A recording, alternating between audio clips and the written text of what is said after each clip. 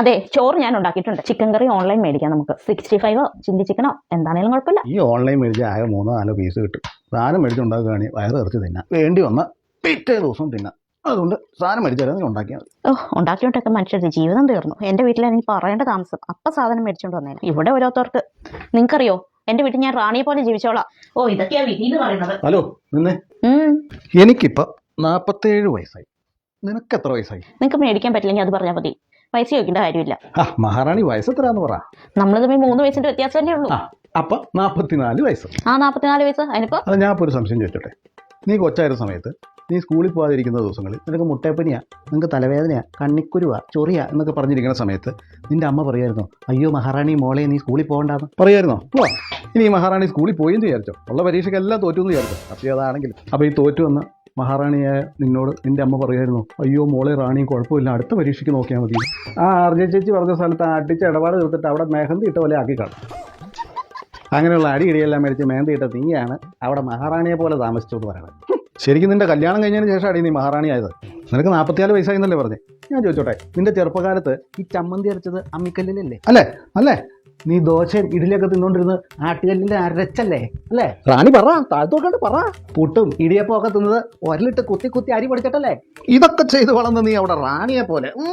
എടീ, ഇപ്പോഴാടി നീ റാണിയെ പോലെ. നിനക്കിപ്പോ ചമ്മന്തി അരയ്ക്കാൻ മിക്സി, അരി ഉഴുന്ന് അരയ്ക്കാൻ ഗ്രൈൻഡർ, ചിലവയ്ക്ക് പകരം തേങ്ങ ചിരട്ടണ മെഷീന്. എടീ, പണ്ട് നീ ആ പുഴക്കടവിൽ പോയി കല്ലേലിട്ട് ഈ അലക്കല്ലായിരുന്നോ? ഇപ്പൊ നിനക്ക് തുണി അലക്കാൻ വാഷിംഗ് മെഷീൻ. പണ്ട് നീ റാണിയെ പോലെ ജീവിച്ച സ്ഥലത്ത് ഈ പാത്രം എടുത്ത് വിമ്പാറിട്ട് ഈ ഒരല്ലായിരുന്നോ? ഇപ്പൊ പാത്രം കഴുകാൻ നിനക്ക് ഡിഷ് വാഷർ. എടീ റാണി, ഇവിടെ നോക്കടി, നിന്റെ വീടും പറമ്പും വീടിന്റെ അകവും എല്ലാം നീ റാണി, നിന്റെ അമ്മ മഹാറാണി, ഇവർ രണ്ടുപേരും കൂടെ അല്ലേ അടിച്ചോണ്ടിരുന്നത്. ഇപ്പൊ നിനക്ക് ഇവിടെ വീട്ടു ജോലിക്ക് ഫുൾ ടൈം സഹായിക്കാൻ വരെ ആളുണ്ട്. ശരിക്കും ഇപ്പോഴാടി നീ റാണിയായിട്ട് ജീവിക്കുന്നത്. ഈ നിനക്കറിയോ, ഇപ്പൊ വിദേശ രാജ്യങ്ങളിൽ ഓരോരോ ജോലികൾ ചെയ്യാൻ വേണ്ടി റോബോട്ടിനെ വരെ വികസിപ്പിച്ചെടുത്തിട്ടുണ്ട്. ഈ എല്ലാ സൗകര്യങ്ങളും വികസിപ്പിച്ചെടുത്തിരിക്കുന്നത് നിങ്ങൾ സ്ത്രീകൾക്ക് വേണ്ടിയാണ്.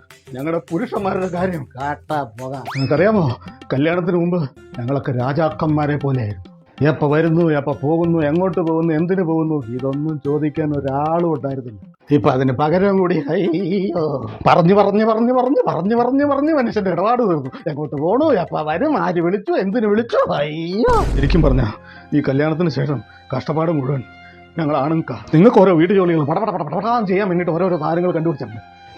ഞങ്ങൾക്ക് കാശുണ്ടാക്കാൻ എന്തെങ്കിലും ഒരു മെഷീൻ ഇതുവരെ കണ്ടുപിടിച്ചിട്ടുണ്ടോ? അറ്റ്ലീസ്റ്റ് ഒരു പണം കഴിക്കുന്ന മരം കണ്ടുപിടിച്ചിട്ടുണ്ടോ? ഈ കാശുണ്ടാക്കാൻ വേണ്ടിയിട്ട് രാവിലെ മുതൽ തെണ്ടി തിരിഞ്ഞ് നടന്ന് ഓരോരോ സ്ഥലങ്ങളും കൂടെ പല പണികളും ചെയ്ത് നാട്ടുകാരുടെ തെറി മുഴുവൻ കേട്ട് ഇച്ചിരി ചിക്കിലി ഉണ്ടാക്കി വീട്ടിൽ വരുമ്പോൾ അവളിവിടെ റാണിയല്ല, അവളുടെ വീട്ടിലായിരുന്നു അവൾ റാണിന്ന്. എടീ, ഞാൻ എൻ്റെ വീട്ടിൽ രാജാവിനെ പോലെ കഴിഞ്ഞിരുന്നെന്ന് ഞാൻ എപ്പോഴെങ്കിലും നിന്നോട് പറഞ്ഞിട്ടുണ്ടോ? രാജരാജ ചോഴൻ വാഴ. അത് തന്നെ വാഴ. ആദ്യം സ്ത്രീകളെ ബഹുമാനിക്കാൻ പഠിക്കുക. സ്ത്രീ എന്ന് പറഞ്ഞാലേ ലക്ഷ്മിയാ, ലക്ഷ്മി. അപ്പൊ ഈ ലക്ഷ്മി ദേവി എന്തിനാ എപ്പോഴും എന്നോട് കാശ് വെക്കണേ? എനിക്ക് ഇങ്ങോട്ട് വരില്ലേ വേണ്ടത്? ഇങ്ങോട്ടൊന്നും പറഞ്ഞിട്ട് ഒരു കാര്യമില്ല. മടുത്തു. ഞാൻ എന്റെ വീട്ടിൽ പോയി എന്റെ അമ്മയെ വിളിക്കട്ടെ. എന്റെ അമ്മയ്ക്ക് ഞാൻ ആരായിരുന്നു ഇപ്പൊ നിങ്ങൾക്ക് മനസ്സിലാവും. ഞാൻ സ്പീക്കറിലിടാം, കേക്ക് നിങ്ങളത് കേക്ക്. ഹലോ അമ്മേ, ഞാൻ അങ്ങോട്ട് വരുവാ. ഇയാളുടെ കൂടെ ജീവിച്ച് ഞാൻ മടുത്തു. നീ അവനും തമ്മിലേ എന്തെങ്കിലും പ്രശ്നം ഉണ്ടെങ്കിൽ നീയേ ഞങ്ങളെ അല്ല ശിക്ഷിക്കട്ടെ, നീ അവനെ ശിക്ഷിക്കണം. പിന്നെ നീ വീട്ടിലേക്കൊന്നും പോകണ്ട, അവിടെ അച്ഛൻ മാത്രമേ ഉള്ളൂ. ഞാൻ പുള്ളിയോട് വഴക്കുണ്ടാക്കി എന്റെ വീട്ടിൽ വന്നു. ശരി, നമ്മൾ തമ്മിൽ വഴക്ക് വേണ്ട. ഓൺലൈൻ ഫുഡ് ഓർഡർ ചെയ്യുന്നില്ല. നമുക്ക് ഹോട്ടലിൽ പോയി കഴിക്കാം കേട്ടോ. ഞാൻ പെട്ടെന്ന് റെഡിയാകാവേ. ഇത്രയും നേരം പറയാം ഞാനാരായി? ഓൺലൈൻ മാറി ഹോട്ടലായി. രാജയോഗം, ശശിരാജ. ഇത് തന്നെയാണല്ലോ നിന്റെ വിധി.